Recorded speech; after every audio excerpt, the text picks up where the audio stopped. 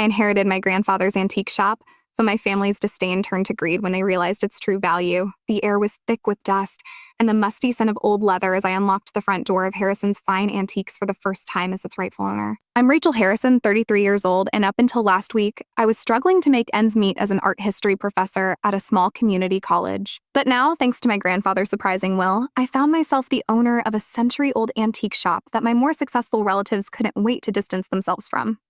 What a dump, my cousin Victoria had sneered at the will reading. I can't believe Grandpa left us the beach house while Rachel got stuck with this prehistoric mess. I ran my fingers along the polished mahogany desk, remembering the long hours I spent here as a child listening to Grandpa's stories about each piece. He taught me about rare books, period furniture, and the art of restoration, while Victoria spent her summers at exclusive camps, vacationing in exotic locations. My phone buzzed, another text from Aunt Mary. Be reasonable, Rachel. Let us buy you out. That shop is a liability, and you know it. I ignored it, just like the dozen other messages I had received from family members who suddenly cared about the shop they had mocked for years. The shop's bell chimed, signaling the entrance of Marcus, my grandfather's oldest assistant. At 75, Marcus had worked here longer than I had been alive, ready to start the inventory. Actually, I said, pulling out my laptop, I was hoping you could help me understand these. I opened the folder of digital photos I'd taken of Grandpa's private ledgers, books I had found hidden behind a false panel in his office. Marcus adjusted his glasses, peering at the screen. His expression changed steadily. Where did you find these? Behind the portrait of great-grandfather Harrison, the one that's hung in the office since 1923. I pointed to a series of entries. These codes, they're different from the normal inventory system. What are they? Before Marcus could answer, the shop's bell chimed again. A tall man in an impeccable suit entered, looking out of place among the dusty antiques. Miss Harrison? He said, extending his hand. James Chen from Christie's auction house. I hadn't been, but I shook his hand anyway. I'm sorry, Mr. Chen, but I don't recall Grandpa arranging this meeting. He nodded, explaining that Grandpa had contacted him 6 months ago about a specific collection and that the meeting was set for exactly 1 week after Grandpa's passing. Marcus suddenly became very, very interested in cleaning his glasses, almost too interested. Please, I said, leading Mr. Chen to the office, tell me more about this arrangement. The office was just as Grandpa had left it. Leather chairs worn smooth by years of use, walls lined with reference books, and that portrait of great-grandfather Harrison watching over everything. Your grandfather contacted me about a very specific collection, Mr. Chen began, placing his briefcase on the desk. He mentioned something about a coded inventory system. I glanced at Marcus, who gave a slight nod. I showed Mr. Chen the ledgers. His eyes widened as he scrolled through the entries. Extraordinary, he said, and you have documentation for all of these. Documentation of what, I asked? These codes are the most sophisticated authentication system I've seen in my 40 years of dealing with private collections, Mr. Chen explained. They're not just inventory numbers. They're provenance records, history, ownership chains. Your grandfather wasn't just running an antique shop, Miss Harrison. He was operating one of the most remarkable private museums I've ever encountered.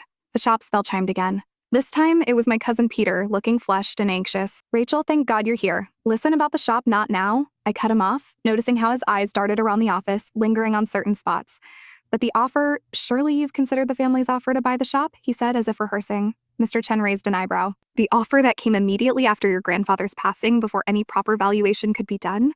Peter's face went pale. How do you know about that? He stammered. Because, Miss Harrison, Mr. Chen said, your grandfather warned me they would try. Just as he warned me about the false inventory records they've been using to hide the true value of this collection. I thought about all those summer days spent with Grandpa, cataloging pieces, learning the special notations he used. My family had always dismissed the shop as a worthless business, but now I was beginning to understand its true value. Peter, I said quietly, I think you should leave. You don't understand, he protested. We're trying to protect you. The shop, it's not just dust, not just junk. No, I said firmly, it's not. And I think you know exactly what it is. After Peter left, Mr. Chen opened his briefcase, pulling out a series of documents. Your grandfather left specific instructions. 1 week after the will reading, I was to come here and help you understand what you've really inherited. Shall we begin? I asked, feeling the weight of a century of family history settling on my shoulders. Edit. Many people asked why I didn't confront my family about their greed earlier. I want to explain.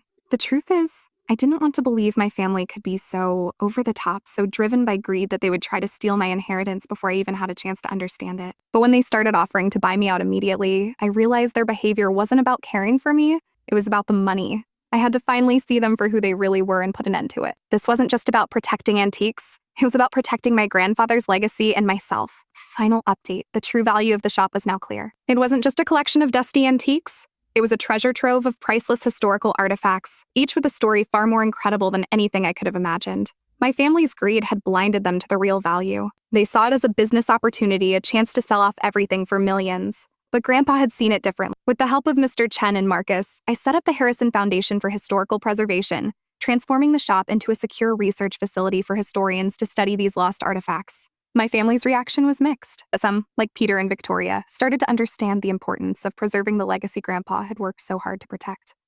Others, like Aunt Mary, still couldn't let go of the idea of what they could have gained financially. As I sat in my grandfather's office a year later, looking at his portrait hanging beside great-grandfather Harrison's, I realized that my inheritance wasn't just about an antique shop. It was about the chance to make history, to preserve what mattered, and to protect the stories that my family had tried to erase for their own benefit.